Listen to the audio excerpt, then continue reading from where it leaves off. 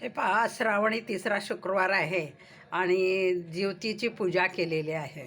शेतकरी महिलांना खास त्याच्यासाठी मी सांगणार आहे की बऱ्याच वेळेला धावपळ असते. शुक्रवारचा नैवेद्य, उपवास वगैरे सगळं करणं, उपवास करतात पण नैवेद्य वगैरे करणं ते काही त्यांना जमत नसतं. म्हणून काय करायचं आपण, ज्याला मानस पूजा म्हणतात किंवा थोडक्यात त्याला अर्चन भक्ती जी म्हणतो ती करायची असेल तर आघाडा आणि दुर्वा याचा हार तर घालतोच, माळ तर घालतोच आपण. ती शेतकऱ्यांना मिळते तिथे रानातल्या रानात. पण ती केल्यानंतर घरी फक्त आपण एक कलश पूजायचा छोटासा, आणि कलश पुजल्यानंतर तिला काय नैवेद्य जर नसेल आपल्याकडे तर फुटाणे आणि दुधाचा नैवेद्य द्यायचा, गोड नैवेद्य, आणि फुलवात लावून आरती जमल्यास करा, नसेल तर हात जोडा.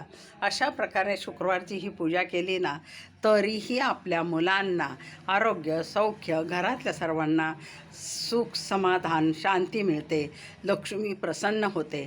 तर चला तर मग सर्व शेतकरी महिला किंवा कामाला जाणाऱ्या आय टीतल्या महिलांनासुद्धा हे चालू शकेल की आम्हाला वेळ नाही असं म्हणण्यापेक्षा आपण स्मरण म्हणून करावी. मुलांवर त्याचा संस्कार होतो आणि पूजाही होते. देवाच्या पदरी आपली अशी ही पूजा अर्पण करून, साधी भोळी पूजा करून, देव साध्या भोळ्या पूजेतच असतो. चला तर मग तुम्ही अशी पूजा करू शकता. धन्यवाद.